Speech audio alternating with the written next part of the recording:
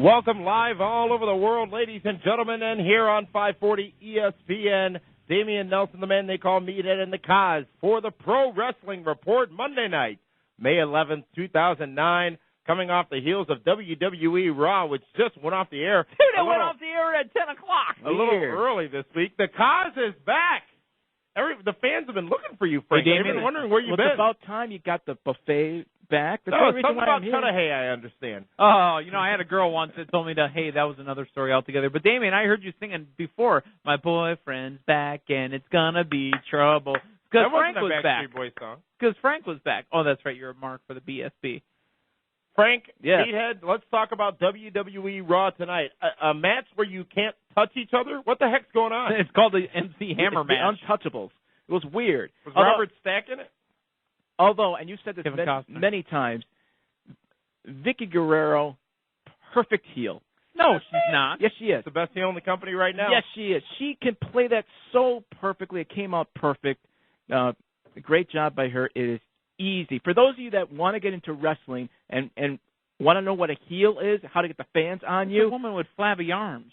It's a woman that can play the crowd instantly. There is a difference, Meathead, between the definition of a heel and the definition of a hottie. She's not a hottie, that's for sure. You can join us in the discussion tonight, ladies and gentlemen, if you're listening at PWRshow.com, ESPNMilwaukee.com, or on 540 ESPN here in southeastern Wisconsin. The number 276-ESPN, 276-ESPN, or 1-800-990-3776, 1-800-990-3776. We've got the news desk tonight, along with Beat the Meat, VI3, This Week in History. We're going to go in-depth on John Morrison this week. And obviously, Judgment Day this Sunday on pay-per-view. We're going to give you a preview of that. We've got Bill and Doug, PWR rewards announcement.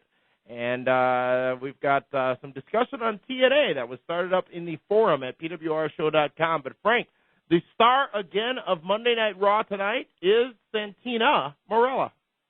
Well, if you want to call it that. It was very. We haven't gotten your opinion on you have to call her Santina because that's her name. That's the customer's sister. What? That's two questions at once. No, I've made a statement. I didn't give a question. No. The star of it was funny. I have a feeling, though, that while Santino is dancing, that in the back of his mind he's probably thinking, I can't believe I'm doing this. I think it's going to run its course. I hope it ends at this next pay-per-view because it is, I think, starting to get a little So you're stale. Not a fan? No. Really? At first I was. You know the genius of it all, though. He hasn't lost a match since becoming Santino. Exactly. I liked it at WrestleMania. I thought it was funny then. Now it's starting to get a little bit stale, even though it's only been, 6 weeks since WrestleMania? About a minute. So that's it's starting to bother me. It's like, where really are they going with this? It can only end with Beth Phoenix, in my opinion. The Glamazon? Yeah. But still, it's funny to most. So I think in the back of his mind, he's probably thinking, I can't believe I'm doing this. No. If he's smart, I'm not saying he is or isn't. In the back of his mind, he's going, I'm on TV not once, but usually twice a week. It's true. And he's expanding his horizons. I think a lot of fans are tuning in for that. WWE has always been, and wrestling, a good wrestling company, has always been very diverse, meaning that it's not one star that's carrying the brand, a la Hulk Hogan through the 80s and 90s. Oh, exactly. So he is one small piece of what WWE is delivering overall, and I think a lot of viewers are tuning in because of Santino. And what they will do is once they get the ratings, they will look at the quarter hour and see what they the call that a spike Q is. rating. And if they see that, there's a spike there, keep it going. That only makes sense for them to do. Yeah, but the ratings don't always mean the most because Shane Sewell got rating spikes. That's a good point, unfortunately. Yeah. It's in the equation. Well, WWE Raw in the books, was it a good send-off or did it give people a reason to order the pay-per-view this Sunday? No. The people that were going to order the pay-per-view were going to order the pay-per-view regardless of what happened on Raw. Yeah. I don't think Judgment Day has that kind of clout. No. People are going to find a way to go watch it somewhere else. I had a question, and this is for the listeners out there and the IWC all over the chatosphere. Chatosphere.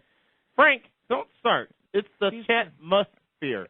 I get confused. It's like atmosphere because it's, like a galaxy. Okay, well then end like this. a universe. End this today then, even though it's been a gimmick since we've had this show. It is the Chatmosphere. Yes, so who? With an M.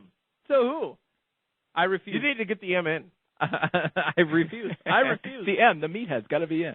No. I refuse. The M on my jacket stands for Meathead, not Milwaukee. Meathead. Here is my question to the listeners and everyone out there online. Is Legacy, and this now I'm just putting Ted DiBiase and Cody Rhodes in this, are they enough of heels to make this a faction that could be one of the all-time heel stables ever?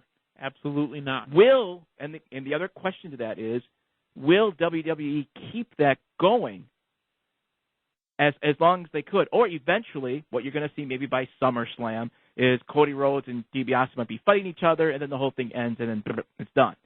But they're there. Will this stay till possibly next WrestleMania? Oh no. See, now that's and obviously that's your opinion. I'd like to know what the listeners think, because they're trying their the Chatmosphere. Yeah, correct? They're trying their best to make this, like the Horsemen and so on. They're trying. He agreed to Chatmosphere. Damien, were you listening to the program? I get confused by that. It's okay. So that's my question out there for those of you that call in. Is this a stable that you'd like to see keep going to be one of the top heel stables of all time? Because obviously when you put a stable together, you want it to work, you want it to keep it going, you want people to care.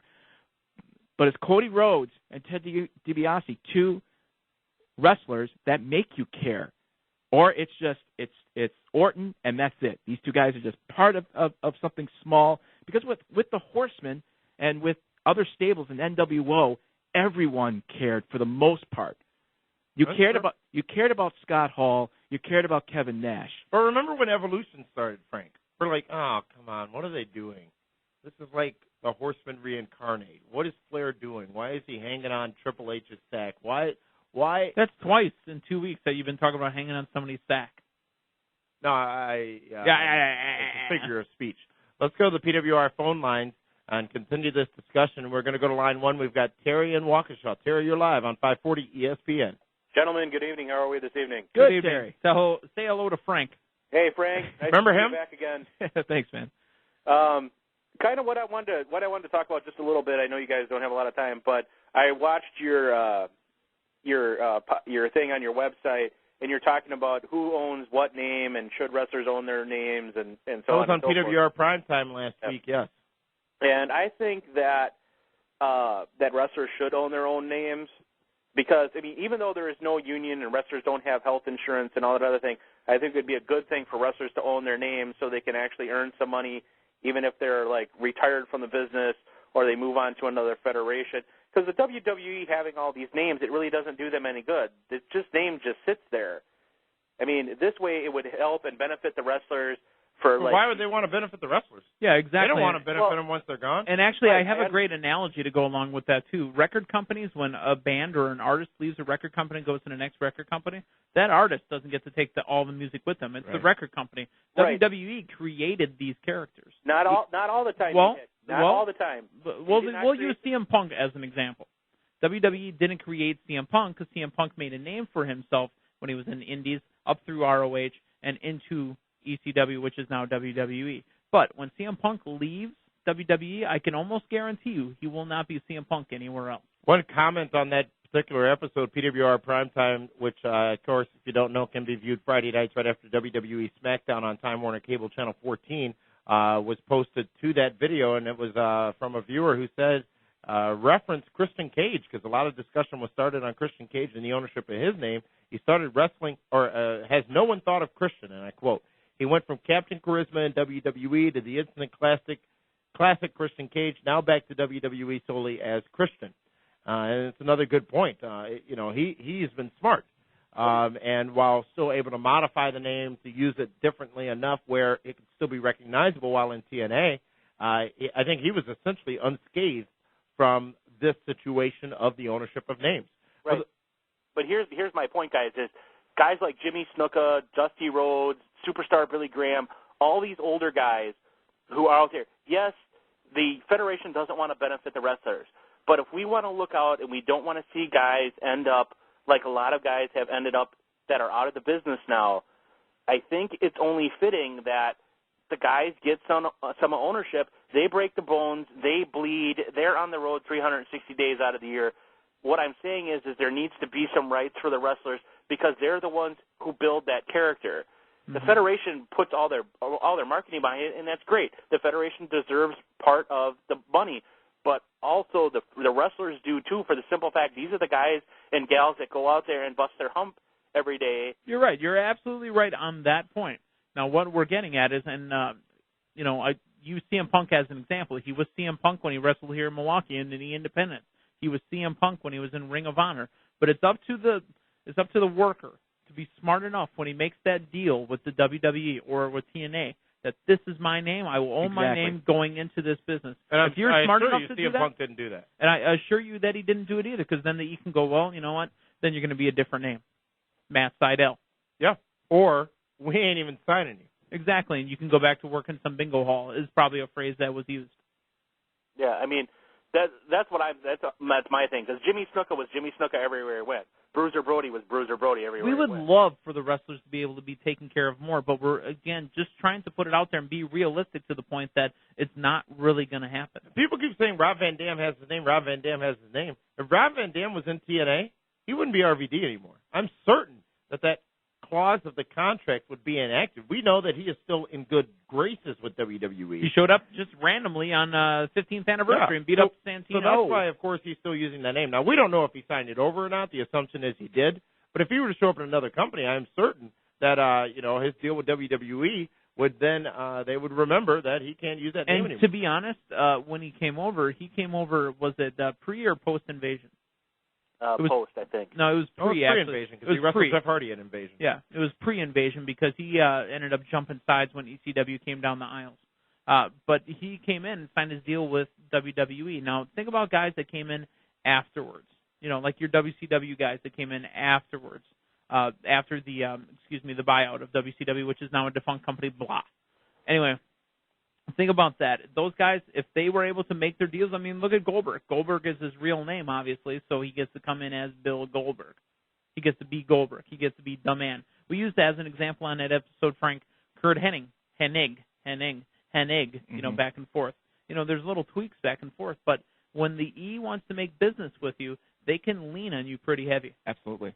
And see, I guess that's my whole point. I understand your guys' point, but I mean, when is it, somebody needs to go out there and put some kind of, something out there, because, I mean, like I said. Well, that's why Jesse Ventura got in trouble. Let's not forget that. And for those of you that don't know, Jesse Ventura was adamant about starting a wrestling union to protect the workers, to protect the boys.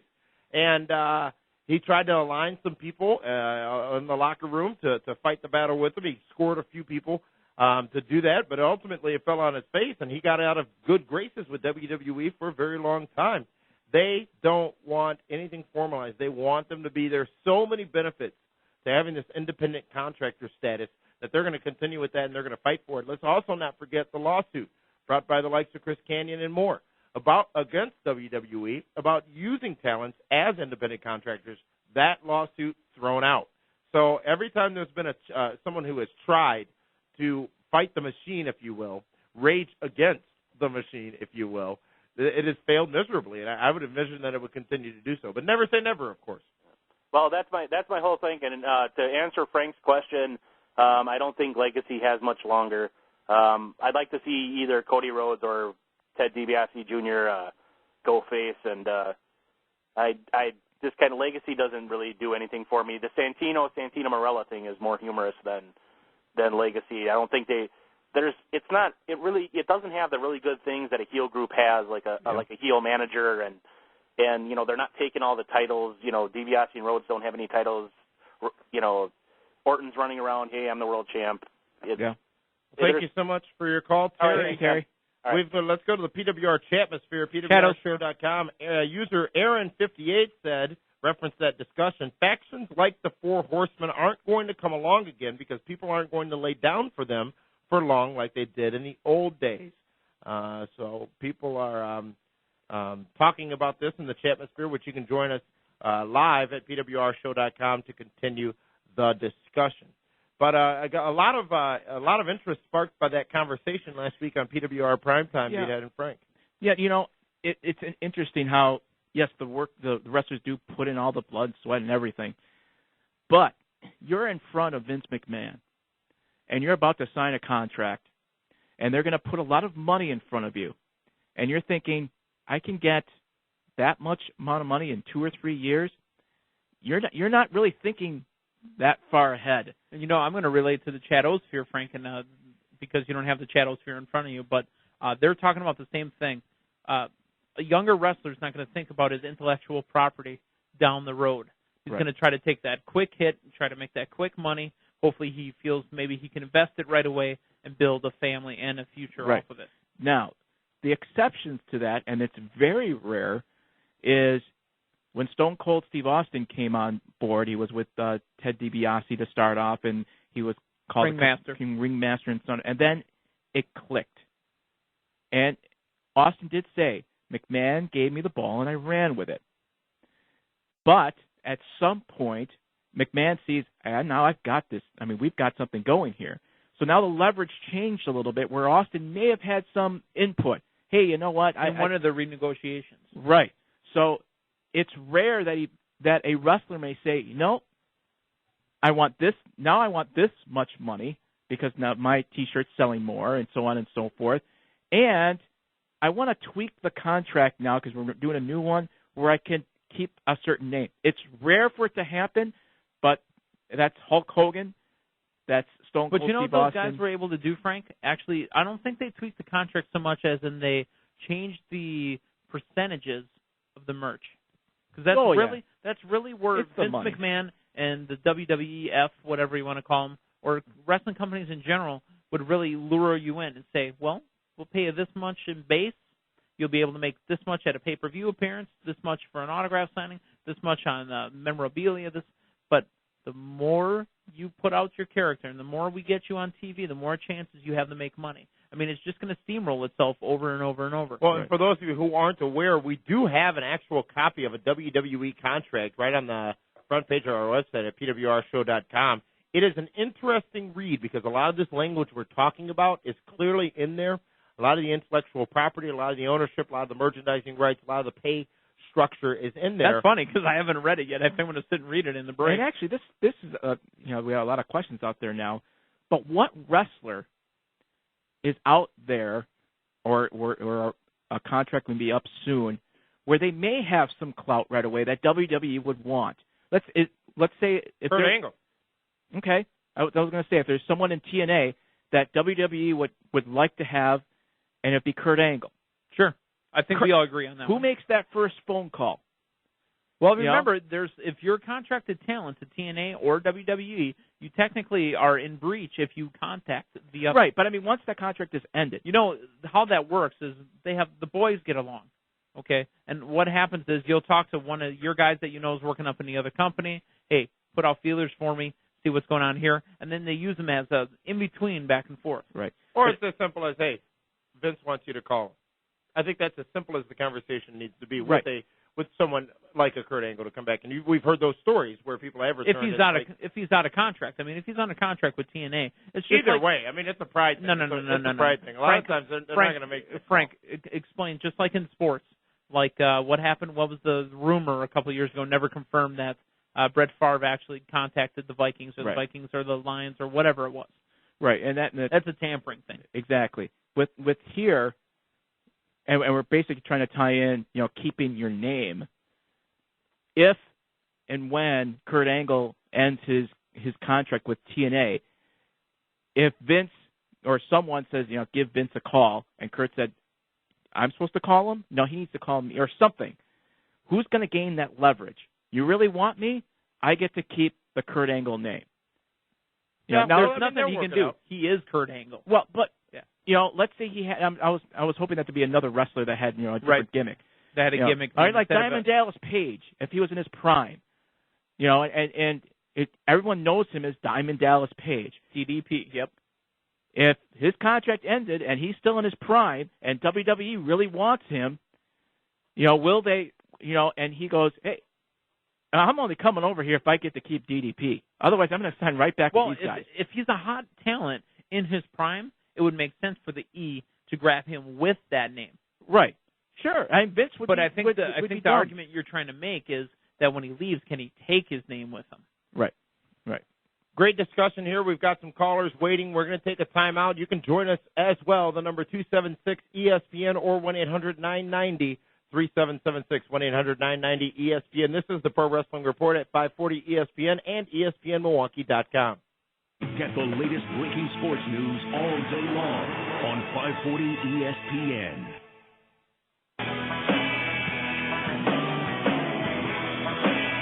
Welcome back to the Pro Wrestling Report on 540 ESPN. Monday night, May 11, 2009. We're live. Damian Nelson, the man they call Frank, Meathead, and the Cos, Frank Cosentino. He is the man they call Frank. Hi, it's Frank. always a good week when Frank is in the studio here.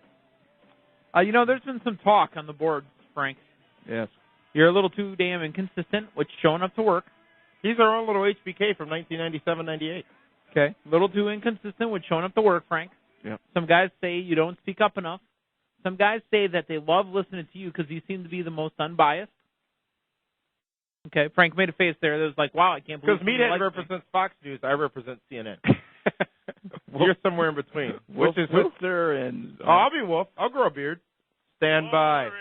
Let's go to the phone lines. Remember, you can join us, folks. The number 276-3776 locally and all over the world if you're listening at ESPNMilwaukee.com or PWRshow.com.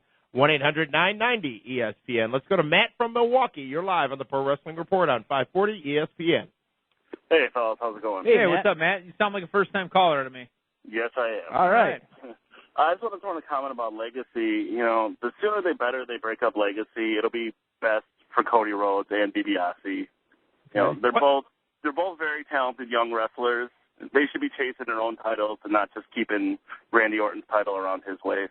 So when would you like to see that end? Before SummerSlam? Yes. Okay. Yeah. Okay. Why don't you like them as tag? I mean, we've seen so many singles competitors built from the tag team ranks in WWE. Why can't this work for those two?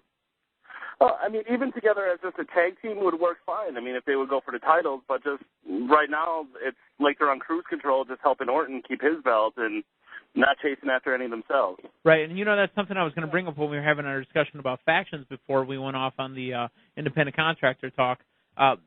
This faction, Frank, that they have right now called Legacy is just there to hold up Orton. It's not there to be a faction. It's there to support Randy I don't Orton. believe so at all. I think Orton and their affiliation with him, much like Evolution's affiliation with Flair, is legitimizing both Rhodes and DiBiase. That's the point I was trying to. Or is it? Has it worked enough? I don't think it's worked at all. Are you cared enough? Are you caring enough?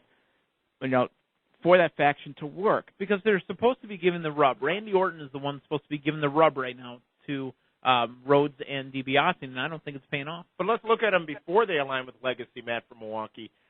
Remember how good the promos were when Rhodes and DiBiase would come in and talk about how great they were and how much better they were than their fathers. Mm-hmm. So, you're seeing this evolution, if you will, of them into Legacy, where I think, quite frankly, I think they're getting the rub. I think they're getting built into bigger stars. Lots of rumors out there that WWE is spending time, and we've seen the evidence of it, spending time focusing on building new stars through the end of this year. I am going to throw this out there, though, Matt. If Legacy is broken up, I see Cody Rhodes gone 6 months after. Wow. I'm just throwing that out there. That'll be interesting. Yeah, I don't deny the Legacy was good, but it's ran its course. Yeah, you know what? It's done what it's supposed to do. It's put over Randy Orton more. That's really what it was meant to do. Right.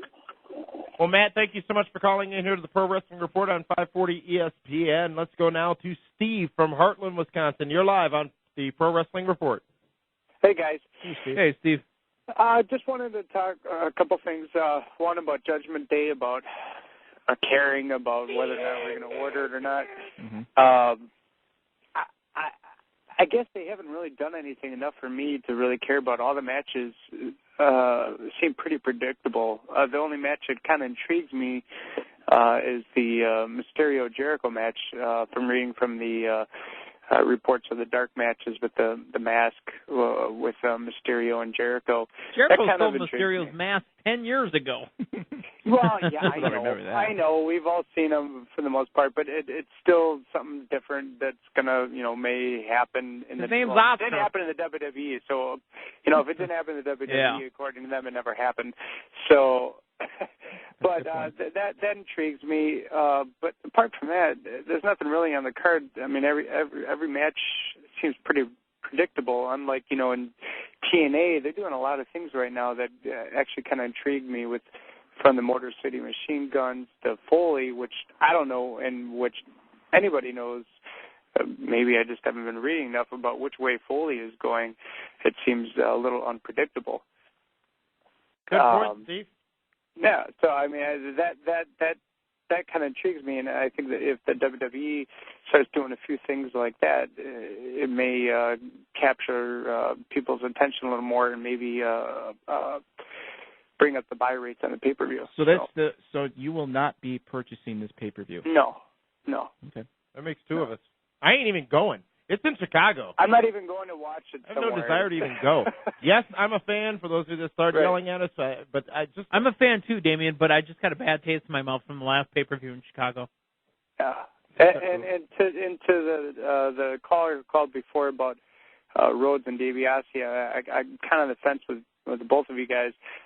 I think that if you take them away from Legacy, I don't think they really mean much more in so many months. On the other hand, they aren't being pushed to mean as much right now, and maybe a title, maybe something, maybe a little more push for themselves would do them a little more good. But I think if you get rid of them out of Legacy, I think it's all downhill for them. And the other reason I said that Rhodes would be gone in 6 months is because DiBiase has the movie. Well, some people don't but remember, that's why DiBiase would be around, because they need to push the movie. They need to keep DiBiase around. Right. DiBiase is going to be taking the lead role in the sequel to The Marine. And they were, I'm sure you guys read this about them. They're talking about them pushing him as a face. If you ever notice, I will say this, maybe I'm reading too much into it, but anytime all three of them come out, DiBiase is the only one who doesn't have a shirt or on his trunks that say Legacy on it. You ever noticed? Wow. I've noticed. I've not noticed. I don't look down there, Steve. What's wrong with you? But Steve from Heartland, thank you very much. There you go. Thank you. Thanks, Steve. Thank you, Steve. Leave on a high note, Steve. Interesting conversation. Speaking of interesting conversation. Why? That's creepy. Well, no, I'm curious now. I said it a couple of weeks ago, Kaz. You weren't around, but Kaz hasn't been around a lot. I never thought the Champisphere would be blowing up on discussion about how good Matt Morgan is. And it's been going on for a while. Yeah. Matt Morgan, Frank. Matt Morgan. I think he's good. That's at PWRshow.com. Join the chatmosphere. We're going to talk about the PWR Rewards Program, which was launched over the weekend as well, so you can get more information on that in just a few minutes. But let's continue along the PWR phone lines here. The number 276-ESPN or 1-800-990-ESPN. We've got Gianni from McWanago. You're live on the Pro Wrestling Report. Hey, guys. What's going on? Hey, what's up, Gianni? Nothing much. I just had two things I wanted to get your opinion on or discuss. One was with the names of the superstars, their gimmick name. Sure. I posted on the website the other day a brief message about how I thought it'd be a good thing for, like, if they'd start in the WWE and say Shawn Michaels retired and then went to TNA, and then the WWE, like, let TNA let Shawn use the name Shawn Michaels, but the WWE got a percentage of whatever. Well, technically, for their stockholders, wouldn't that be collusion, Frank? Well, I don't think it's a bad. I don't think it's a bad proposal at all. No. I mean, they're still making money off of it. They're not going to make as much as they were, but they don't want. Here's they don't want somebody else to make money on it. Yeah, they don't want the company to grow or any other company to grow, specifically their competition, based off of a brand they built. Right. It's almost like they envision their talent being just like the properties that are Raw, SmackDown, ECW, whatever it may be. And if they were to allow another show to use that name or that likeness of their programming, the implication is it's still WWE product. Also, there's a lot of risk. We talk about the screw job from 1997, the Montreal screw job, where the big fear was Bret Hart was going to show up on Nitro with the World Championship from World Wrestling Entertainment.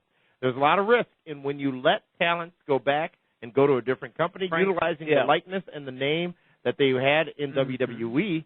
They could go and slam that company or be the real outsiders like Nash and Kevin and Scott Hall in 1996 in WCW. A lot of risk. Frank, I'm going to throw on top of our discussion from before as far as some wrestlers actually having, and Damian kind of spurred something in my memory, wrestlers having some kind of leverage. You know, Jeff Jarrett, I don't know if you remember this, one of his contracts ended the day before a pay-per-view. Yeah. He was the Intercontinental Champion. It was China, right? It was China and Jericho, I believe. It was a three-way match. It was him versus China.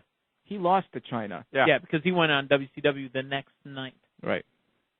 So, I mean, wrestlers do have some leverage, especially if you're the current title holder and you don't have a contract. Exactly.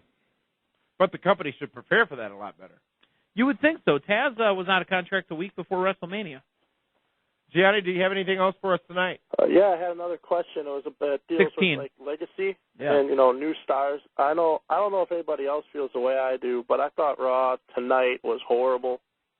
I barely watched it. So it didn't encourage you to purchase Judgment Day coming up this Sunday night on pay-per-view? God, no. I'm not buying that. You meant every word of that.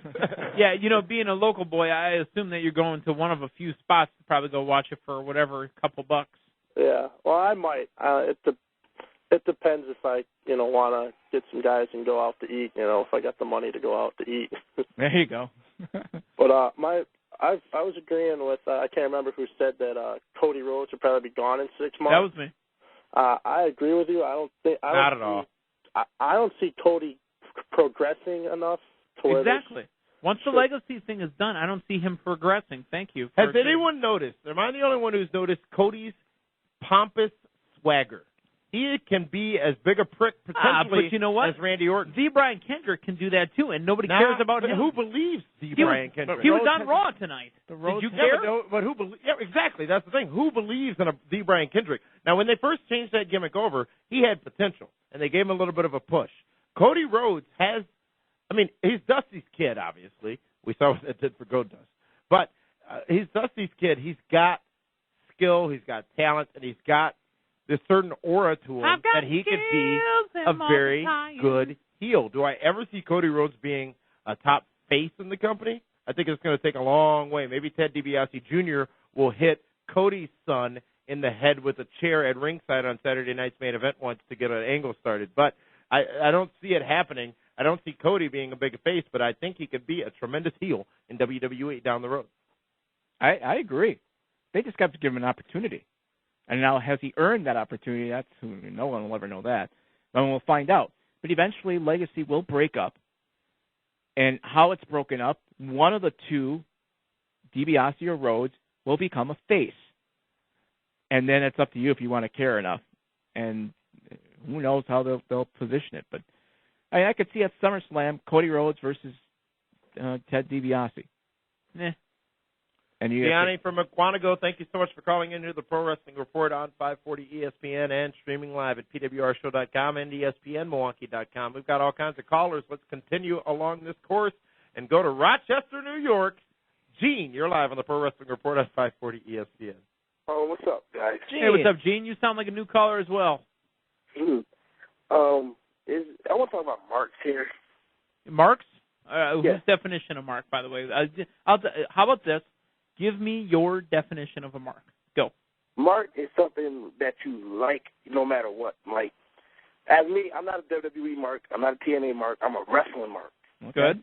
Which means that both companies, they're going to give you crap. We've seen TNA give you crap. We've seen WWE give you crap.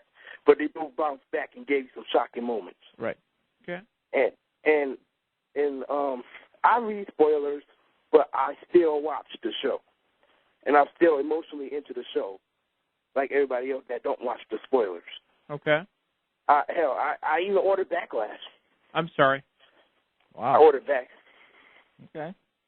I ordered Backlash. I ordered Against All Odds, and quite frankly, there was crappy pay-per-views, really. Okay.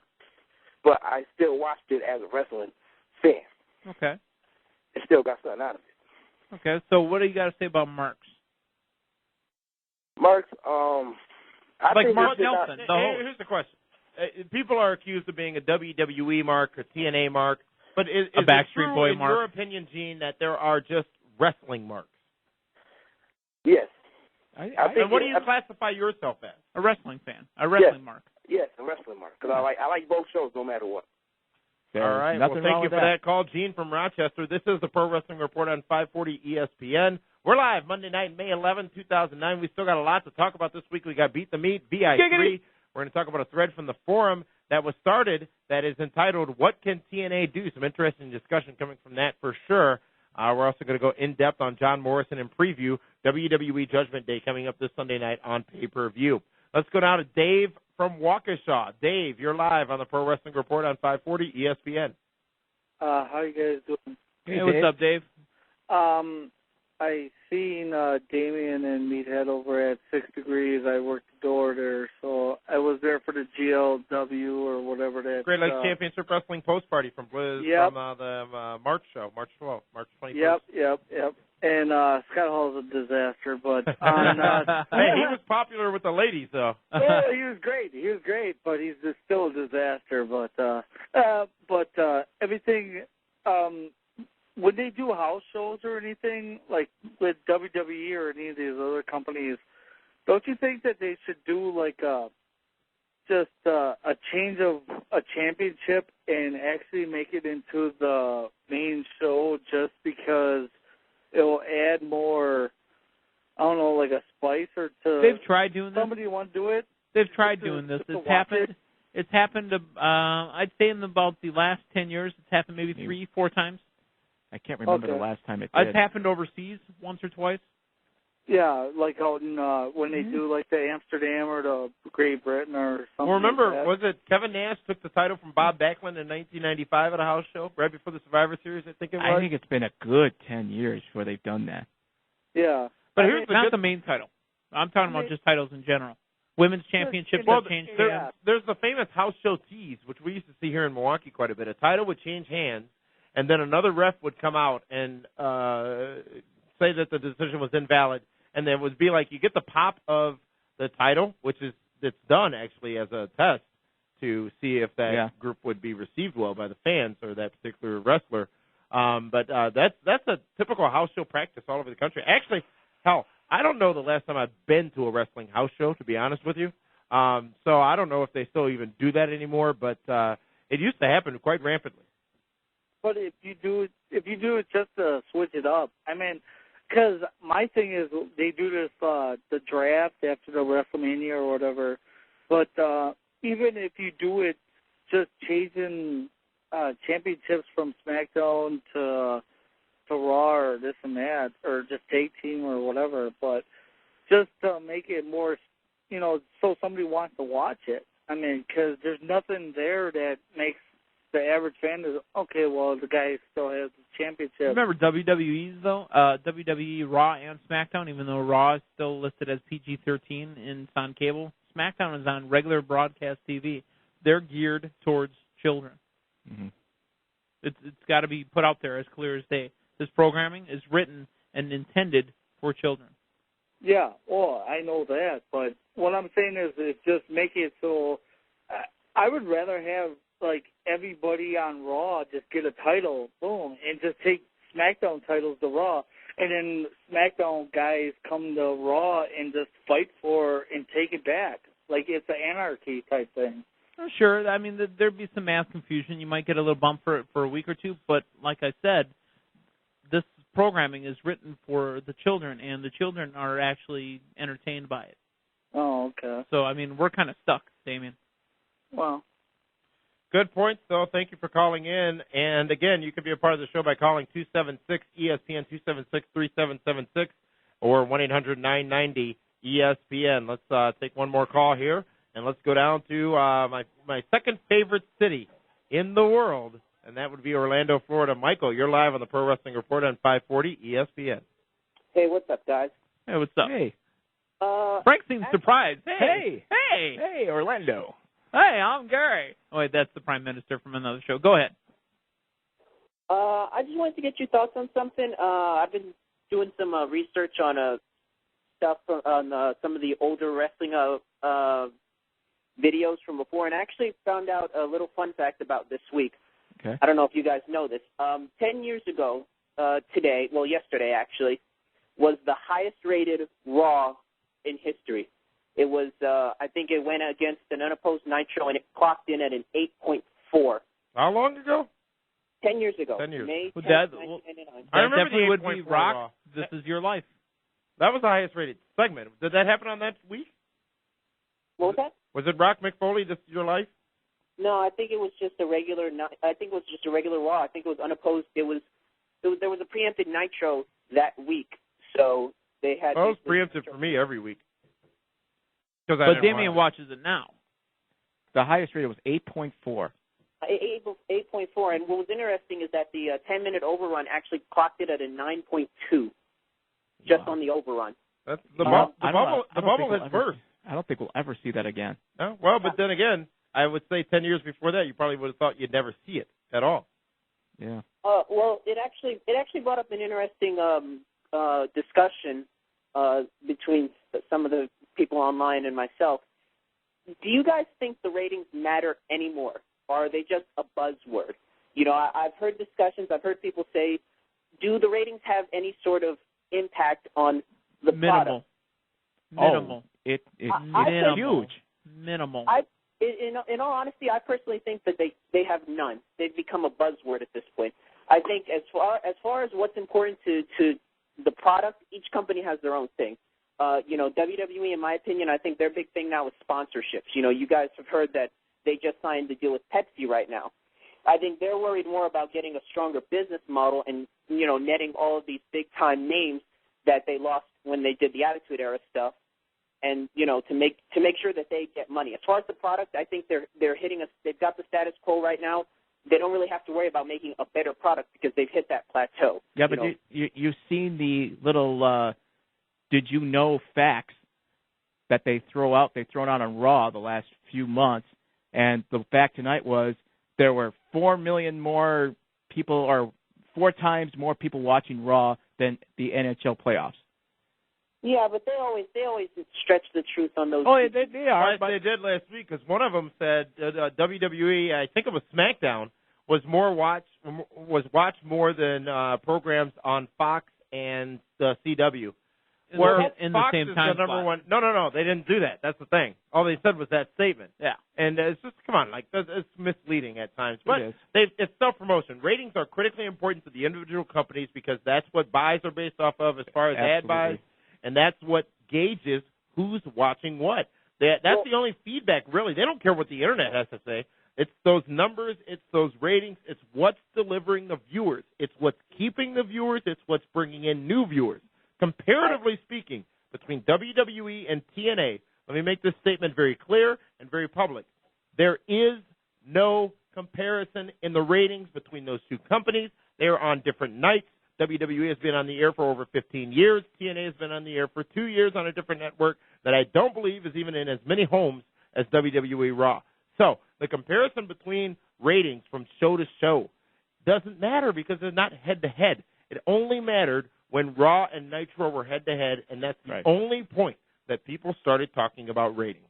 Yep. Yeah, and I honestly agree with you. And I was going to say, as far as TNA, I don't think the ratings. I don't think they need to worry about ratings. I think their big worry is buy rates. I've said it before. Their buy rates for their pay-per-views are awful. I mean, they barely clock in a 25,000 buy rate, which is that's sad. But why is it bad? It's bad compared to what? It's bad compared to the fact that they're netting almost 2 million people watching. They're not converting. But that's a good point. But also with their business model, they're still making some money on those pay-per-view buys. Yep. And that's what matters. Are they bringing in money. The money? Got to make money. All about the money. You look at even 25,000 buys on a pay-per-view, that's $750,000, and their overhead is not as high, of course, as some of the other organizations. Especially if they don't get all that. They share a lot of that. Especially if that pay-per-view is held in Orlando. Yeah, they share a lot of that with the pay-per-view providers and whatnot as well, and they don't see that money for months away. So, Michael from Orlando, Florida, thank you so much for calling in. Michael, one quick question before we let you go. How close are you to OBT? Pretty close. I think a bus ride or two. Awesome. Michael, thank you so much for calling in. Hour 2 kicks off in just a few moments here on the Pro Wrestling Report on 540 ESPN and ESPNMilwaukee.com.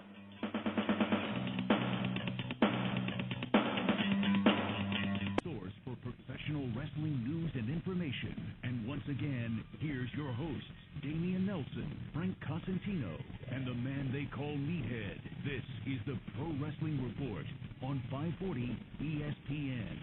Welcome back, ladies and gentlemen, to the Pro Wrestling Report. Damian Nelson, the man they call Meathead, and the Cos. We're here live Monday night, May 11, 2009. Thanks to everyone listening here on 540 ESPN Radio and obviously at ESPNMilwaukee.com and PWRshow.com. The Chatmosphere is going wild. Shadowsphere is blown up. And we've got phone lines. Our phone lines are open, rather. The number 276-ESPN. Well, they're kind of open. Or I mean, you guys are killing it. 990-ESPN. If you get a busy signal, just keep on trying back. Again, that's 800-990-ESPN. Let's go to our next caller, Georgie from Boston, Massachusetts. You're live. Hey, how you guys doing? Hey, what's up, Georgie? Are you a new caller as well? Actually, I called sometime before, but I haven't called that many times. That's okay, Georgie. Right. What you got? I want to say, and I'm kind of a positive guy, I want to say some of the good things that are going on right now, huh? Okay. Yes. Well, first we got Raw. Miz, Matt Hardy. Unbelievable. I'm loving seeing these guys. Okay. And then on SmackDown, you got the John Morrison face turn happening. That's something really positive, and I'm looking forward to you guys talking about John Morrison later on. Okay. We'll get to that. And in TNA, Beer Money Inc. is doing their thing. The Kong and the Knockouts are having a good time, and it's part of being a wrestling mark, you know.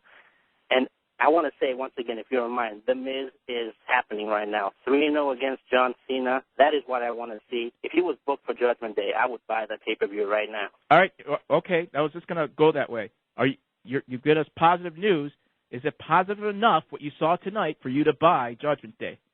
Actually, it is, and one of the simple reasons is I really like the way they introduced The Miz with John Cena and The Big Show. Mm-hmm. I think that did great things for The Miz in the future. It made John Cena look, a little down heading into Judgment Day. The Randy Orton thing, okay, he's awesome. I like him a lot, so I will watch it. But like I said, the Viper. The Viper, he's amazing. He deserves to be where he's at, and I think everything's going the right way. I would love to see good things out of TNA.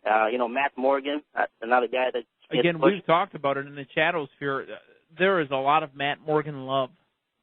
Yeah, I think there's a reason. He has a great look. He has good ability. I mean, he moves really quick.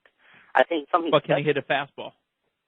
I think Matt Morgan can do a lot of things. He can be in movies. He can be in everything. Yep. And if the fans react that way, his merchandise goes up. It's how he gets noticed. Mm-hmm. The only person right now not liking Matt Morgan is Abyss. He's a little upset with him, according to the interview Damian did with him just this last week. Yeah. Unfortunately, I haven't seen that interview, but I'm sure it's great. But I think the only problem with TNA is, though, if there was more ways for them to get their name out, then Matt Morgan's name could be out there. But it's still for us. They tried that with American Gladiators, and Matt Morgan was supposed to be the main gladiator, if you will. But that kind of just fizzled. Yep. Well, with the Drizzlins. But we'll see. We'll see where it goes. Guys, great show. I'm looking forward to your John Morrison segment, and I will see you later. Thank you. Thanks, Georgie. Georgie, thanks for calling. Some interesting points there. And what Georgie referenced positive news. Last week we had on PWR Primetime Abyss, the Monster Abyss, in a unique interview, which was very fun to do. And if you haven't checked that out, you need to watch last week's edition of PWR Primetime, which is available at PWRshow.com and playing in replays on Time Warner Cable Channel 14. All over. You know what? I checked the stats out, Damien, because along with you, I also get the stats on what we get viewed and what people are still watching the Sonny interview. It just boggles my mind. Not only that, but and one of the best interviews you ever did with Bobby Heenan. Which one? The one where he's pretending to go to the bathroom, and that was a fun interview. That one still gets comments. Yeah, that was a fun one to do. And all those available, you can go to PWRshow.com and look in the interview section to see the plethora. It's actually been recently updated, that interview section. Oh, you know what else has been added, too? Easier for you to navigate. Most of the time we just let the interns pick the videos. Damien has some input. I actually got one of my videos on there. Well, so you got to be nice to the interns. Huh? It was from last week's Raw, Frank. I don't know if you caught it or not, but it was Santino making fun of Vicky Guerrero, saying she's the reason that Santina is sick because Vicky breathed on Santina and gave her the swine flu because, she is a pig. Got it. Let's continue on the phone lines. Martin from Ogilvie, Minnesota. You're live at the Pro Wrestling Report. Hey, guys. Hey, what's up, Martin? Hey, Damien, what do you mark for this week? He likes it that way. Not Delta Airlines. Okay, I want to talk to you about, you talked about earlier about wrestling getting unionized and how even though people have tried before, it's probably never going to happen. Mm-hmm. Okay. And it's been written and people have given their opinions about it. I've also, it's reminded me of something else. People have thrown their idea around, but chances are it will never happen is pro wrestling off season. Now, I understand why it will never happen. It's never been done before. People feel like it'll screw everything up. And if for WWE, they would lose a lot of money taking those few months off. Absolutely. But there are still some positives, I believe, that they consider. Don't tell me that a few months off every year for these wrestlers wouldn't be beneficial for them. But the revenue stream dies up. It would be beneficial for the bodies of the wrestlers. But think about it this way: if WWE announced that they were taking a break, don't you think TNA would not take a break and TNA would just capitalize on the lack of competition? They kind of take they will never announce it unless it's been different, but it's usually that last week of the year.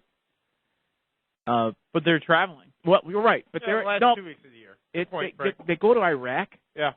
But they do that early to mid-December. Right. But I believe the last week and a half to 2 weeks, you don't see a lot going on. They'll never announce it as a break. SmackDown, tape ECW, and they might throw in a house show in that Christmas week. Yeah, at the end. Yeah, it depends.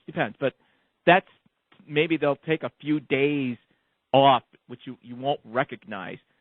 But well, also though, I know also because you also probably TNA and even Ring of Honor would probably capitalize. But also, I'm just thinking not just of the wrestlers, but the writing crew to take those months and just to sit and just focus on the Not to make a joke, but it seems like WWE's writers have taken a break for the last 3 years.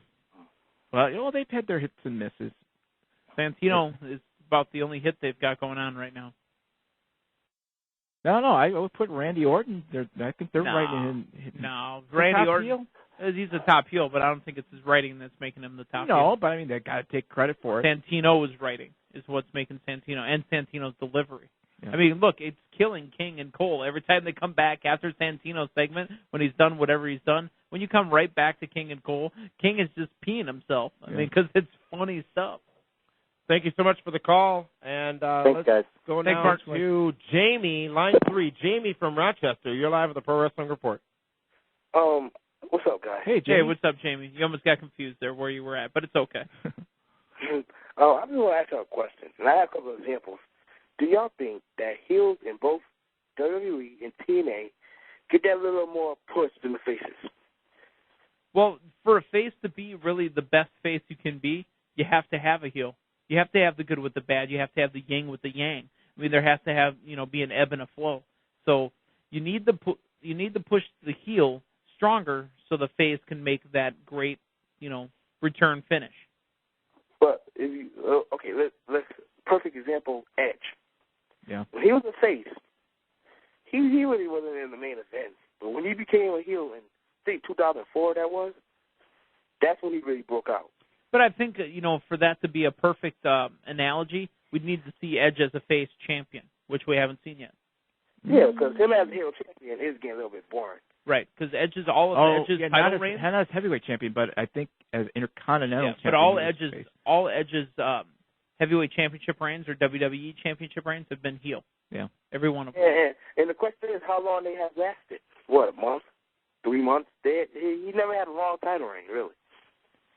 Well, part of it has been injury, but yeah, it's always easier to be the heel because you can just tell the fans to shut up and they'll boo and they'll make it happen. To become a face and keep that for a long time, that's difficult. It gets difficult because you look at Triple H. Triple H right now, just about everybody, he's face. So for the most part, everyone's going to cheer him. But he's gone back and forth, I don't know how many times. It's tough. I mean, technically, John Cena is a face, but because of the spattering of boos that pop out, it's hard. If Edge turned face, it'll be much more harder because when he was a heel, he used to get booed every day, and it's easy to hate Edge. Oh, exactly, because all you have to do is there's two things: tell the crowd to shut up, and then cheat at the end, and you're a heel. That's how it works. It's simple, but you've got to care. That's where the fans come in. Well, I think it'll probably be a little bit more easier to turn Orton into a face because it won't be easy to turn Jericho into. I think everybody just hate Jericho for real. All Jericho has that shows you how good he is. All Jericho has to do is start spitting a couple catchphrases, tell a couple jokes. Jericho's got you in the palm of his hand. He's got to add the humor. Jericho's a professional. The humor isn't there because he's heel. But being angry heel. Right. Jamie, thanks for that phone call. Let's continue along the course of this show this week. This is the Pro Wrestling Report on 540 ESPN. One topic that was started on the forum just a little while ago is titled, What Can TNA Do? This being the forum at PWRshow.com. Let me read it. It was posted by a user by the name of War and Peace. Here's what I think TNA should do. Then it goes through 7 items here. The first of which is stop with the gimmick matches. There's no need for half of a pay-per-view card to have a gimmick. Most of TNA's talent is talented enough to have a good one-on-one match with no gimmick. Number 2, promote more. It seems like the only time I see a TNA commercial is when I'm watching TNA or when TNA is doing a house show near me. Number 3, fire Scott Steiner. He is way past his time. He's and still should number retire. 1 on our list, Damien, even though you had that revelation about Scotty. Number 4, in the Main Event Mafia versus Frontline feud, the storyline has gotten stale fast, and it's time to end it before it's too late. Number 5, fire Don West and replace him with Foley or Nash.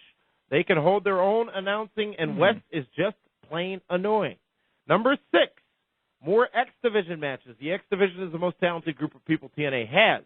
Number 7, bring back the Monster Abyss. This version of I don't know why TNA ever turned him face, quote unquote. So that was a post on the forum. Lots of discussion after that. But gentlemen, your thoughts on any one of those 6 items? TNA, this War and Peace on the forum at PWRshow.com saying you got to stop with the gimmicks, promote more, fire Scott Steiner in the Main Event Mafia feud, fire Don West, more X Division matches, and bring Abyss back to being the monster. Well, I don't know if Kevin Nash has. I think he'd be okay on the mic. He'd have to really do a lot of that. I think he'd be okay in the beginning, but that'd be tough. Scott Steiner, yeah, he's as stiff as a board. Not that stiff because he's been pretty good on a pogo stick. Yeah, that's nice. Yeah, Abyss. Yeah, being the monster, that makes sense. I agree wholeheartedly with the X Division. That's where your athletes are, and I think I would agree with that. The gimmick matches, I agree. There's too many on a pay-per-view. You almost have to keep score of this, and you shouldn't have to. So those are the ones off the top of my head. I'm missing a couple there, but a couple of responses on the forum at PWRshow.com. Username PandaPro said in a summary statement, and I quote, I think TNA needs to stop being a television show and start being a wrestling organization.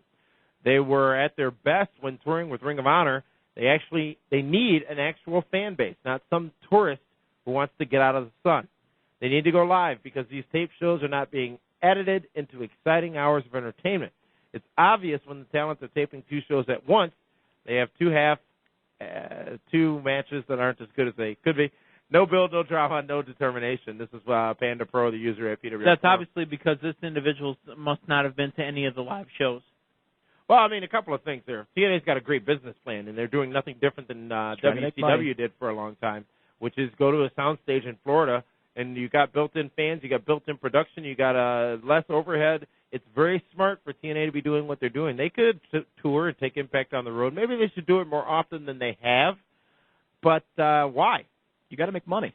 Yeah. That's what it comes down to. Who cares where it's from as long as the ratings are being delivered? If they're making money, they're going to keep doing it. And to be honest, it doesn't matter if it's live or if it's taped. Because if it were live, the argument was that if it's taped, they're not editing it into a very entertaining or watchable program. What do you think it's going to be if it's live? It'll be worse, and you can't edit. True, but that's a perception aspect to it. Well, perception's not always reality. Well, the reality perception is that person's reality. Exactly. And if it ratings-wise it works, then they would do it. At this point, they have no need to. I'm assuming that they're being profitable, doing it the way there is now. I believe there's, again, too much emphasis on the ratings. We've talked about this before. No, I'm not talking about ratings. I'm talking about, are they profitable right now? They will continue to do this until it's not, and then you have to make a business decision. What direction do we want to take this? We're not making any more money taping these shows here. But production-wise, I can't see why they are not making money. Well, and having been there, and all indicators we have is that they are indeed making money, and they are operating in a profit area. But having been there and seeing, they just have so much more flexibility. The machine that is World Wrestling Entertainment, the machine that was WCW, they can travel. They can bring 18 trucks on the road. They can do these huge productions. TNA doesn't need to do that. Except when they do those huge productions, Damian. I mean, they don't have as many people as they have when they go to, say, Joe in London. Depends what the long-term goals are. What's TNA's long-term goal? I think they'll grow eventually. To make money. They're doing many more house shows now. Right. But there's no point to bog people down with traveling to do TV tapings every week. Do it in Orlando at Universal. Exactly. That's smart. And the way it makes sense. And the way the economy is now, you keep this until, you know what, let's do a house show, for the next 2 months. Also, a lot of wrestlers live in Florida. Right. Because of the tax situation. Yep. One last comment. This was posted by Walks Unseen, reference to the post on the PWR forum that says, what can TNA do? We all know, and I quote, we all know how awful the booking is, so I won't go into that. The other problem, characters, is a huge problem, and hardly anyone ever brings it up. The vast majority of TNA's characters are either way too generic, examples, Consequences Creed, Jay Lethal, Eric Young, majority of the X Division, or they're way too goofy, examples, Abyss, ODB, Brutus Magnus. And the characters who were at one time wrestling, Angle, Sting, Nash, and Joe, have all been scripted poorly to the point where whatever was interesting about them is now gone. Interesting point by the user named Walks Unseen at PWRshow.com. We've got Jesse and Ahmed waiting on the PWR phone lines. We are live Monday night, May 11, 2009. This is the Pro Wrestling Report on 540 ESPN and ESPNMilwaukee.com.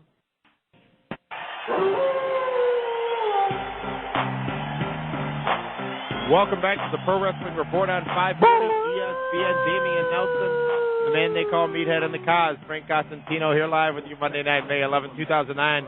We are taking your phone calls. You can call us at 276-ESPN or 1-800-990-ESPN. Let's go now to Jesse from Texas. Jesse, you're on the Pro Wrestling Report. Hi, guys. How y'all doing? Hey, Jesse. How you doing? Oh, well, Jesse, is this a... Go ahead, Jesse. I get that a lot. You'll be the first one. Okay. Jesse, what's up? What you got? What's going on? I have two questions. I've been a wrestling fan all my life. I've studied this sport for so many years. Wait, whoa. Did you just call wrestling a sport? It is a sport. Thank you, Jesse. It is I like you already. It is a sport. It is a sport. Anyway, Jesse, what's up? Okay, all right. What TNA should do, first of all, is they should be more innovative. When they first started, they came up with new matches I've never seen before. Okay. Yeah. They need to go back to that. But nobody was watching, Jesse. Well, that's true. Nobody's watching, and people are starting to take interest now. There's a difference. Yeah. But they're kind of losing their, their niche. Yeah, the Mafia and the Frontline, I don't get the storyline. It just doesn't work. I don't think anybody else gets the Frontline either because it changes weekly. Yeah, it changes weekly. You're like, well, what happened? Well, it's become less about the Frontline in the last few weeks and more just about the Main Event Mafia and their battle with all of TNA. I think they've quietly gone away from the Frontline. Yeah, but that's what captured some people's interest was the storyline between the Frontline and the Mafia. Yeah, but you didn't have the NWO going up against a single faction. You didn't have DX going up against a single faction. Well, that's true. You've got the Main Event Mafia versus the whole company because, the storyline goes, nobody's good enough or nobody's as good as them, so everybody's going to be their victim. That's very true. I just think they need to go back and try to maybe rework some things and reinvent themselves again. No, it's a valid point. They did have a lot of innovation. Some would say the X Division is still innovative. The Lockdown All Steel Cage pay-per-view, innovative. Yeah. The several match types that they have. Let's remember they've gotten away from those overly complicated matches where you had to not the cage necessarily. match, where you had to climb out of the cage to qualify to not get a pin to win. Because King of the Mountain will be coming up soon. Yeah, I think that one's easy enough to follow. And the Terra Dome, that was Terra Dome. Yeah. Yeah. That's only happened once, right? That's only happened once so far. So far. Twice, I'm sorry. There's been 2 Terra Domes. It's just they need to reinvent themselves, and they need to. There's too much backstage action going on. Well, again, here's the counterpoint, Jesse. And I agree with you to a degree, but here's the counterpoint. The ratings are growing. The ratings are remaining steady. They're gaining new viewers. Yes, they are doing a lot backstage. Yeah, they're doing a lot backstage. But people seem to want it. I mean, us core fans, maybe we're turned off by it, but that's true. That's very true. What people want. I've heard people tell me that it's the new WCW. I wouldn't dare insult the old WCW with that. I wouldn't dare insult TNA with that. I don't agree with that, but that's other people's opinion. And for me, TNA needs to reinvent themselves. I'm looking forward to the Knockouts Monsters Ball? Yeah. That's different. Yeah. That's different, and that's But they just got rid of Roxy. We talked with Abyss about the Monster Ball on PWR Primetime last week, and we talked specifically about that match at Bound for Glory last year. These knockouts are something to be reckoned with, and this is going to be interesting coming up at the pay-per-view next Sunday night from TNA. It's no pillow fight. Even though I wouldn't mind watching, another Angelina Seinfeld reference. We were talking earlier, Jesse, about how most everything you encounter in life can go back to a Seinfeld reference. Pillow fight as well. Yes. My second issue is Judgment Day. I think it's lacking a lot. Just like Backlash did. Remember when we talked about Backlash? And if you haven't looked at it, check out the Backlash wrap-up. Still at PWRshow.com. I watch it every week, and I read on YouTube, and I go on it. I watch every single time you're on. And we appreciate that, Jesse. But the Backlash, going into it, it was like, who's wrestling, and who do I care? That's the same way I feel about Judgment Day. Yeah, I don't get the Chris Jericho Rey Mysterio thing. My feeling is that Chris Jericho will show up at the end of he may probably try to get involved in the Jeff Hardy Edge match, just like Edge did at the Elimination Chamber with Kofi Kingston. It's possible, but, what does Jericho have to gain, right now for his character to be involved in the main event mix? He's going to be in sniffing distance, but I think Jericho is what he is right now, and that's just out of grasp of the heavyweight title, or the WWE title, whichever one's on SmackDown. Well, that's true, but what does he have to gain by gaining the Intercontinental title? He's not going to get the title. He's just there to work. He's there to put over Ray. Oh, we don't know that, though. We don't know how the storyline's going to go. It's just the Intercontinental Championship is coveted, Yeah, and that's why Jeff Hardy dropped it to Chris Jericho, because Jeff Hardy was suspended and had to give it up. Why you got to be? Why do I got to be factual? That's why Jeff Jarrett dropped it to China. Why do I got to be We've been watching, factual? by the way, but in every commercial break, a lot of this old Jarrett stuff. I loved Jeff Jarrett when he was with Deborah at the end of his run in WWE, where we just watched the clip where all the divas beat him up on a September 30th, 1999 edition of SmackDown. I remember good that. stuff. But, Jesse, we do have to cut you short. Thank you so much for calling in. We've got another caller from the East Coast, New Jersey. Ahmed, you're live on the Pro Wrestling Report.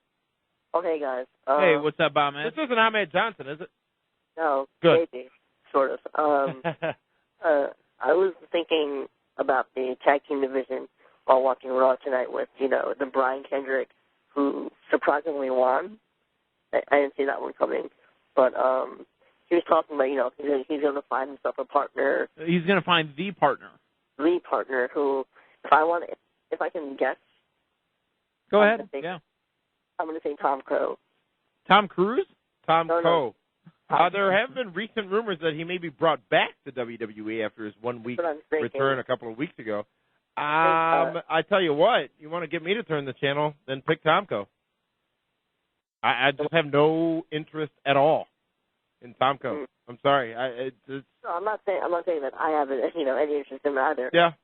I think, you want to pair him up with someone bigger in size, that is, because, Kendrick is a tiny man. He's a wee one. Yeah, we've stood toe-to-toe with Carlito before, and Carlito was towering over Brian Kendrick tonight. Yeah, but no, so my larger point is I'm watching this, and I was thinking about the tag team division, in the WWE, and we all know that it's been suffering for the longest time. And I've come up with a theory, and I want your guys' opinion on it, which is I think the division was basically destroyed by the formation of these, like, main event tag teams, meaning, like, the two-man power trip, Austin and Triple H, Undertaker Kane, Randy RKO, and then Cena and Shawn Michaels, like, I guess 2 or 3 years ago. Well, that's what they've been. Well, Cena, Shawn Michaels was used to build up the main event of WrestleMania because he had two faces to build up a main event with, and that's really kind of one of the main things that destroyed the tag team divisions. That and having main event guys like a Triple H or a John Cena always having to face the tag team, as a punishment, him going through the tag team, which made the tag team look extremely weak. Yeah. And I don't... But look at how some great tag teams have been. One specific point, Charlie Haas back on SmackDown last Friday night, accompanied to the ring by Shelton Benjamin. Remember the world's greatest tag team and how great they were.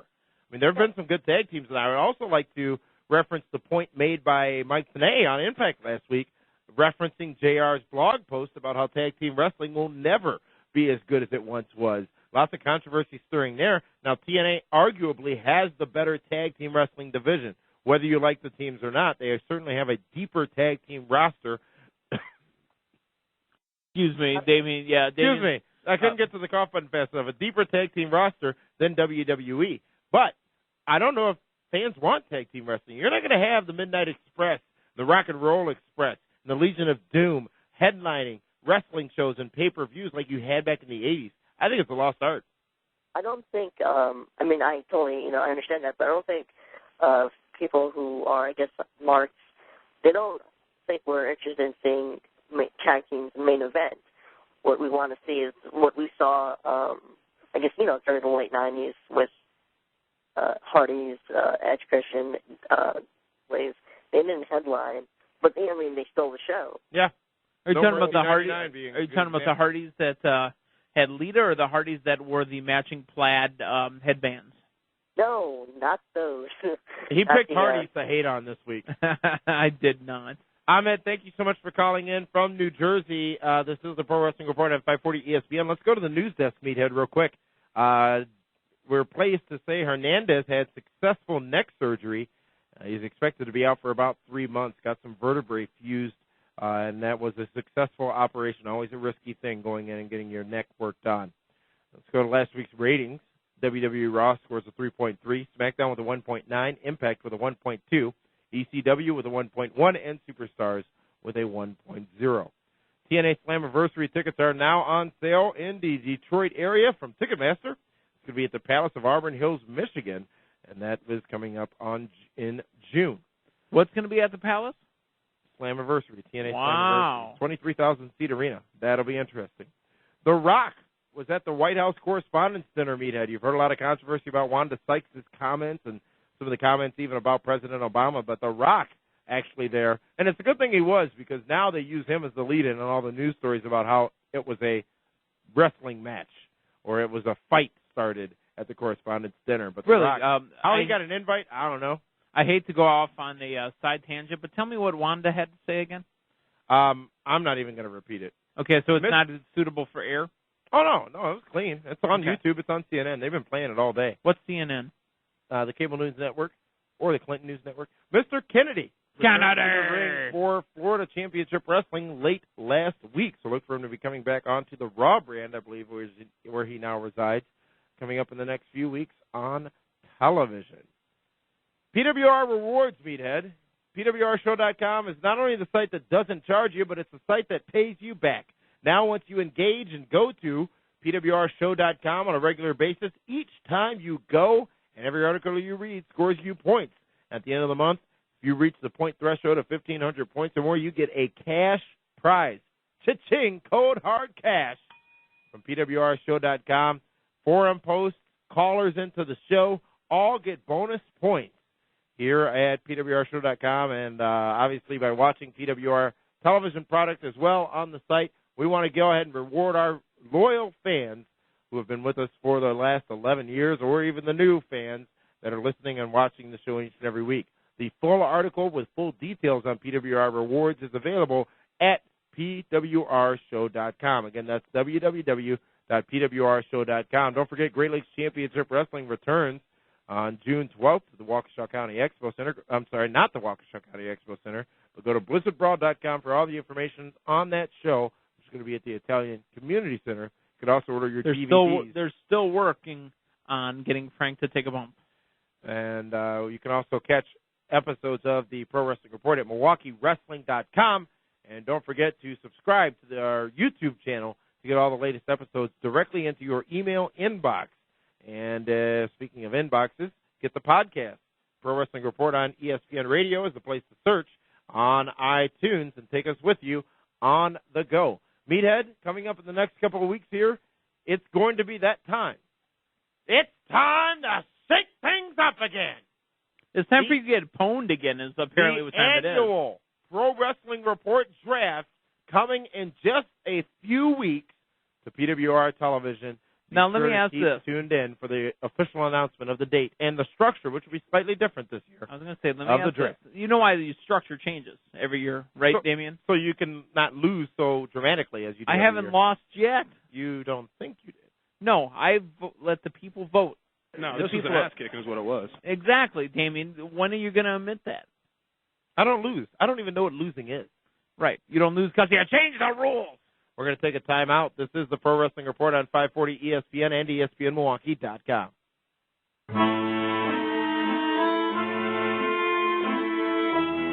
Welcome back to the Pro Wrestling Report on 540 ESPN. What the hell is this? Frank picked that. It's Salvatore Sincere. How many people remember Salvatore Sincere? Not me.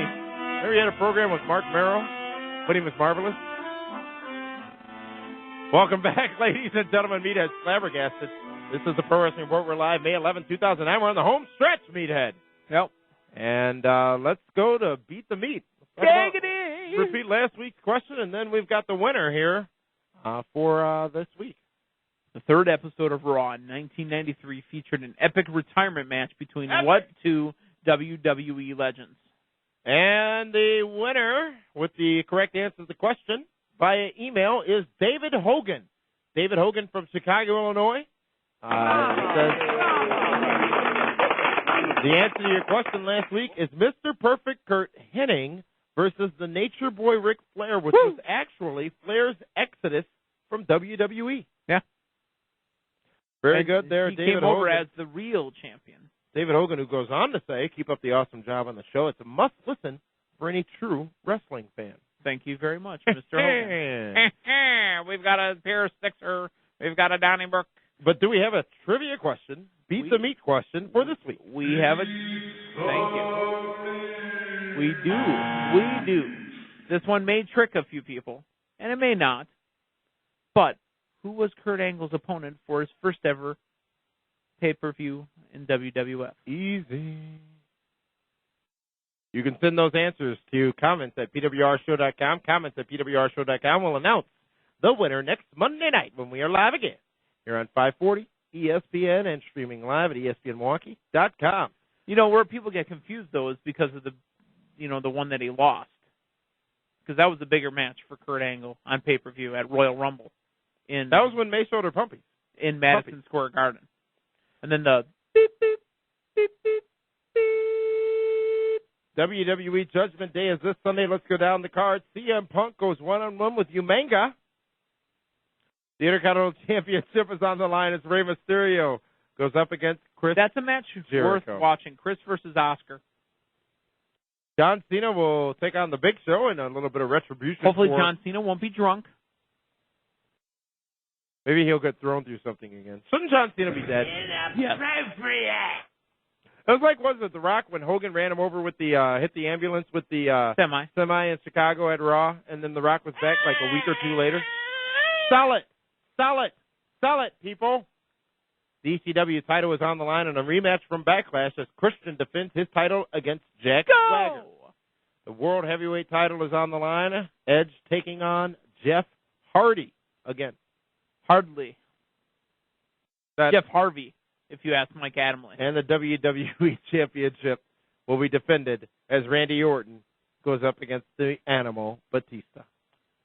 Yeah. I may sound unexcited because I just am about this pay-per-view, but Backlash turned out to be a decent show. So we'll see what happens with Judgment Day. I don't see it Sunday. happening. Tickets are still available at Ticketmaster.com for the Allstate Arena down in suburban Chicago, Illinois. Meathead, let's go to the phone lines. Our last caller of the night. We've got a caller from Arizona, site of WrestleMania 26. Hakeem, the African Dream, we can call you. Hakeem, you're live on the Pro Wrestling Report on 540 ESPN. Hey, how you doing? Hey, what's up, Buck? You didn't like the African Dream thing, huh? Absolutely not. No. Do you even remember Hakeem? It's actually weird because I never knew that there was a character like that until my dad wound up showing me a toy of that. And yeah, he was a goof. It was one-man gang dressed up with the Slickster. Yeah. Hakeem, what do you have for us here this week? Well, I have one question. Has anybody there seen an episode of Ring of Honor on HD? Because you never seem to talk about it. I have seen pieces of each episode. I can tell you I've watched this last episode. Well, I take it back, the last two, because Ric Flair has been on them. And the reason I don't talk about it, and I'm going to be completely honest, I'm bored to hell watching them. Ric Flair, now listen, when I listen to Ric Flair talk, he's putting me to sleep. Damien, have you seen the Ric Flair segments on Ring of Honor? I have not yet had an opportunity to watch the latest episode, but I tell you, to say it puts you to sleep is pretty shocking. That's the best wrestling you're going to see, and I thought you were a wrestling fan. I am a wrestling fan. I'm a wrestling mark. They need to shoot it better, though. And they've done some changes, and it looks a little better. It's the commentary that, for one, is boring the hell out of me. Dave Prazak not doing it. The Hog or the Hedgehog or whatever his name is, not Ren Jeremy, but the announcer. I just don't like it. I really do not like it. You know, there are a couple guys on there that I am enjoying watching. Again, I enjoy watching the Briscoes. They haven't been on, but, you know, a couple times because Jay's the only one in wrestling. Mark, I believe, is injured. Jerry Lynn, I was done with Jerry Lynn 10 years ago in ECW. Then Jerry Lynn did a little bit in NWA/TNA, but I'm done with Jerry Lynn, and he's the champion now. I enjoy watching Nigel, you know, because we've had Nigel on the program when he was ROH World Champion. I enjoy watching Nigel. I think he needs a lot of work on the microphone, though. What do you think of the show so far? I've watched every show. I have to say I have enjoyed it. I just wish there was more storyline to it. Yeah. I think they do a good job. What I did say about, at least, and it's continued since the original episode, but they do a good job of telling you a little bit of a story and developing the characters before each match. Yeah. And that's something that's very important for them being a new organization. So it's annoying at times, but you know what I understand. You know what I noticed with every Ring of Honor promo? The guys are screaming, "You know, I'm going to come over there and I'm going to crack your skull because I'm the best." That's wrestling. No, it's not. That's just screaming. It's bland. I really think it's bland, to be honest with you. Speaking of those Ring of Honor on HDNet episodes, we did update the video feeds as well at PWRshow.com, so you can go to the Ring of Honor video section of PWRshow.com, and you can get those available to watch right on the site, along with all the latest TNA and WWE videos provided from the actual organizations themselves. So feel free to head on over there and check that out. Hakeem, thank you so much for calling in here to the Pro Wrestling Report on 540 ESPN this week. And Meathead, let's go to This Week in History. WCW hosted Slamboree on this day in 1999 at the TWA Dome in St. Louis, Missouri. At that pay-per-view, Kevin Nash defeated Diamond Dallas Page to become the World Heavyweight Champion. Baston Booger was born on this day in 1957. Why? And Crash Holly, bless his soul, defeated Davey Boy Smith, bless his soul, in the year 2000 to become the new WWF Hardcore Champion. But what reign was that for Crash? 28? I don't know. Possibly. VI3, the top three names in professional wrestling this week, starting with you, Meathead. My broad. I'm going to switch it up on you. My broad in my VI3, Maurice, who was allowed microphone time today. You know, even if I wasn't Maurice, I'd want to be. That's not a bad line. So that's my broad. My tag team will go out to the Colons. The Cologne. The Colons. And my singles wrestler, AJ Styles. All right. That works. The definitive top 3, VI3, ladies and gentlemen, is, for me, number 1, Chris Jericho, single spot. Female spot goes to Awesome Kong, and the tag spot goes to the Motor City Machine Guns. Meathead, John Morrison. We said we were going to go in-depth. Last week it was Bobby Lashley. The week before it was Scott Steiner. Well, this week, John Morrison, the evolution of Morrison, if you will. Those of you who don't remember, he came into WWE as Johnny Nitro, Eric Bischoff's personal assistant. With the Nitro music. Yeah, exactly. oh yeah. The original Nitro music.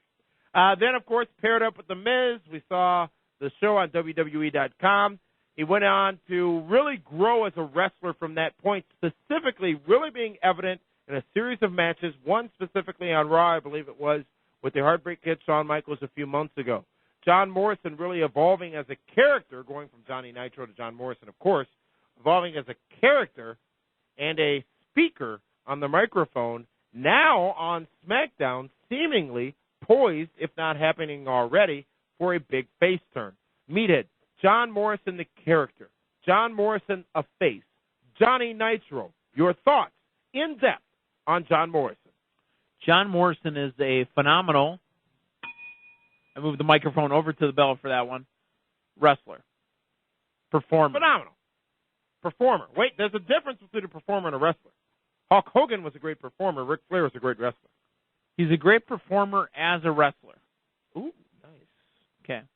John Morrison is awful on the microphone. Awful. Damien, please. Awful. No, in your opinion. But he was able to play off of the Miz while they were heel. Okay. Johnny Nitro was even worse. He'll have a place because, you need a guy that bedazzles his abs. You need a guy. Okay? He's allowed to now go along with some of the top names and work with them. He was only working with your Santinos. He was working with your Colons, your younger, lower-level talents. We're going to see about John Morrison in 2009.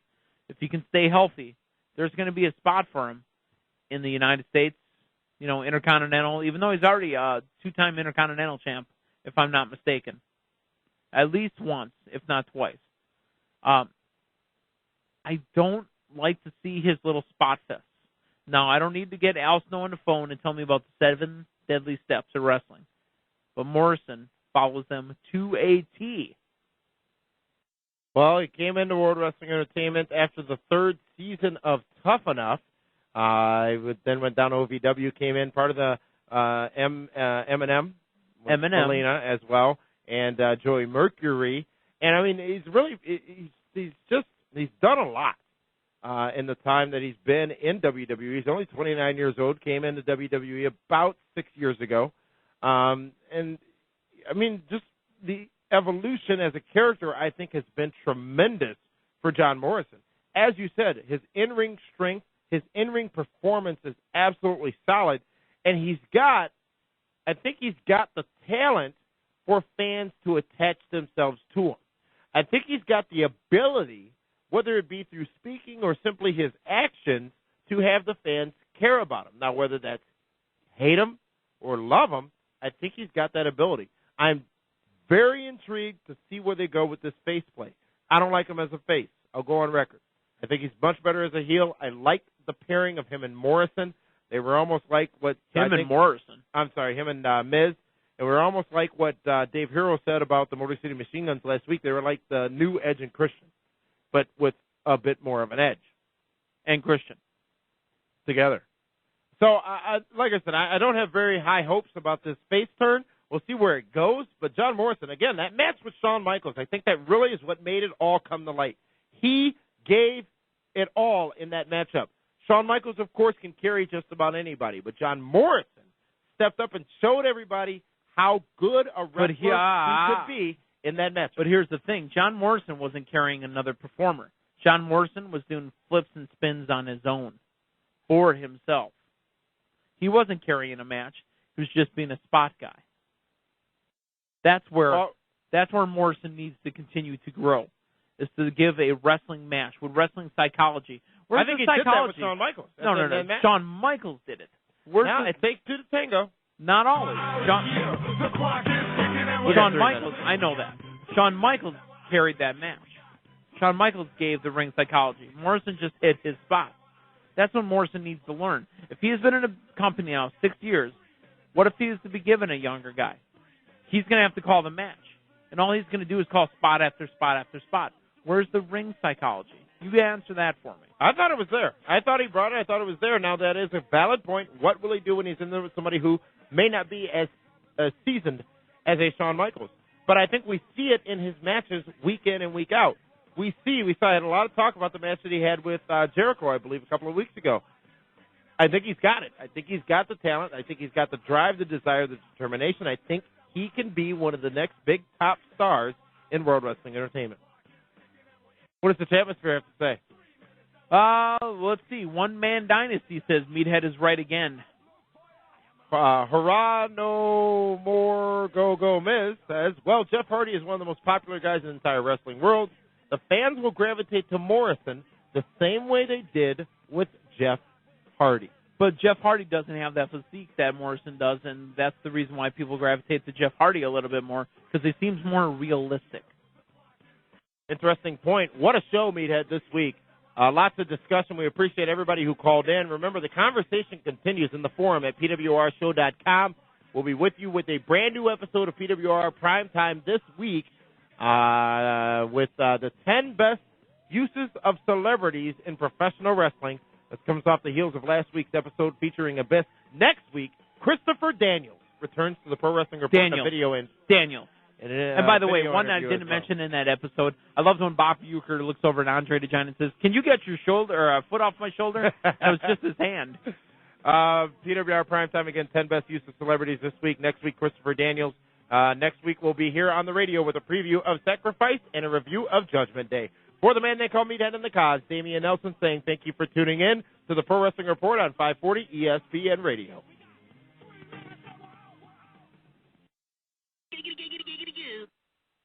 Listen to